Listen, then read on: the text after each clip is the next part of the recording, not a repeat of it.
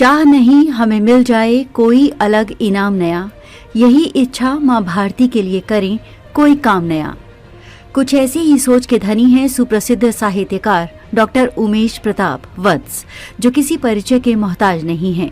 एक साथ 5-6 कर्तव्यों के साथ न्याय करना कोई आसान काम नहीं, लेकिन डॉक्टर उमेश प्रताप वत्स की लगन देखिए कि वो शिक्षक होने के साथ वो बतौर एनसीसी ऑफिसर, प्रदेश उपाध्यक्ष, क्रीड़ा भारती हरियाणा का कार्यभार भी संभाल रहे हैं, जबकि गृहस्थी की जिम्मेदारी का भी बखूबी निर्वाह कर रहे हैं। कला उनके जीवन का अभिन्न अंग है। एमए हिंदी, अंग्रेजी, इतिहास, शिक्षा, योग विज्ञान, बीएड, एमआईटी, एमफिल, पीएचडी।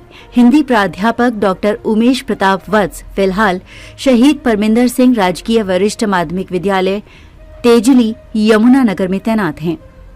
कर्म को धर्म मानने वाले श्री वत्स दृढ़ संकल्प जीवन में धारण किए हुए हैं। यही वजह है कि वो आज इस मुकाम पर विराजमान हैं। श्री वत्स के अनुसार वो कुश्ती के खिलाड़ी भी रहे हैं। ये कह सकते हैं कि डॉक्टर उमेश प्रताप वत्स सर्वगुण संपन्न, गुणों की खान हैं। 14 शिवदयालपुरी निकट आईटीआई यमुनानगर के रहने वाले डॉक्टर उमेश प्रताप वत्स कलम से अथाह प्रेम करते हैं। यही वजह है कि उन्होंने स्तंभकार, लेखक, कवि एवं व्यंग्यकार तौर पर अपार प्रसिद्धि प्राप्त की है। उनकी प्रकाशित पुस्तकों में काव्य संग्रह तरकश के तीर, मंजिल की ओर, कुएं की पीड़ा, उम्र की सांझ पर, भीष्म प्रतिज्ञा प्रमुख है, जबकि साझा संग्रह में नरेंद्र मोदी, मेरा अभियान, पंडित दीनदयाल उपाध्याय विचार पुष्प, गीता का सार, साझा काव्य संकलन का नाम आता है।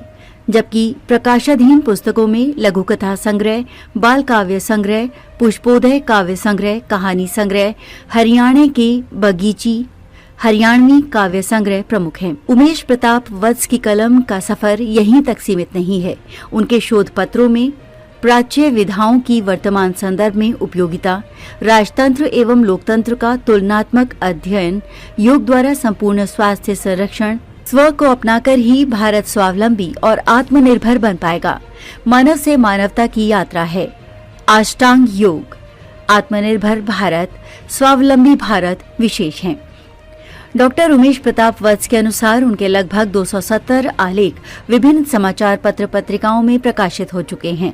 निसंदेह श्री वत्स जब इतना ज्यादा साहित्य सृजन कर रहे हैं तो उन्हें सम्मानित किया जाना भी निश्चित है। प्राप्त विशेष सम्मानों में विश्व संवाद केंद्र के अंतर्गत सामाजिक सरोकार पत्रकारिता नारद सम्मान से सम्मानित, मुख्यमंत्री मनोहर लाल द्वारा सम्मानित, रेड क्रॉस की ओर से तत्कालीन राज्यपाल द्वारा सम्मानित, राज्यपाल आचार्य देवव्रत द्वारा तरकश के तीर काव्य संग्रह के लिए सम्मानित, शिक्षा मंत्री कंवरपाल गुर्जर द्वारा उम्र की सांझ पर कहानी संग्रह के लिए सम्मानित, अंतर्राष्ट्रीय हिंदी दिवस के अवसर पर गुरु नानक गर्ल्स कॉलेज में साहित्यकार के रूप में सम्मानित, काव्य संग्रह मंजिल की ओर के लिए पद्म भूषण दर्शन लाल जैन जी द्वारा सम्मानित किया जाना विशेष है। निसंदेह कर्मशील साहित्यकार डॉक्टर उमेश वत्स देश समाज सेवा में निरंतर अपना समय का सदुपयोग कर रहे हैं।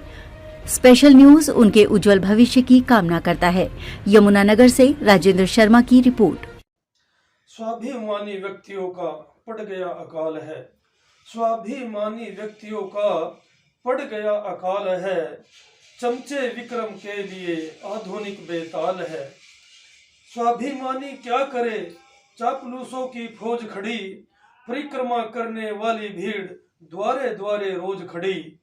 मान सम्मान को छोड़कर स्वयं का सौदा करते जो, जमीर बेचने वाले ऐसे लोगों की फिर मौज उड़ी। स्मरण कराए औकात इन्हें तो, स्मरण कराए औकात इन्हें तो आ जाता भूचाल है, चमचे विक्रम के लिए आधुनिक बेताल है। गूंज उठा है गीत वंदे मातरम, जनता ने गूंजा दिया है गीत वंदे मातरम।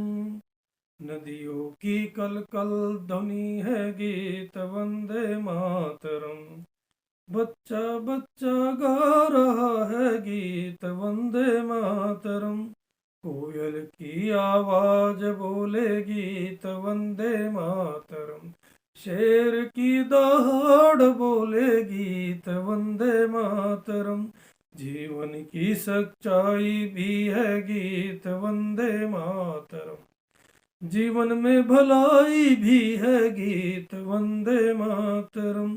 स्वर्ग में भी गूंज रहा है गीत वंदे मातरम। हिमालय से बहती पवन है गीत वंदे मातरम।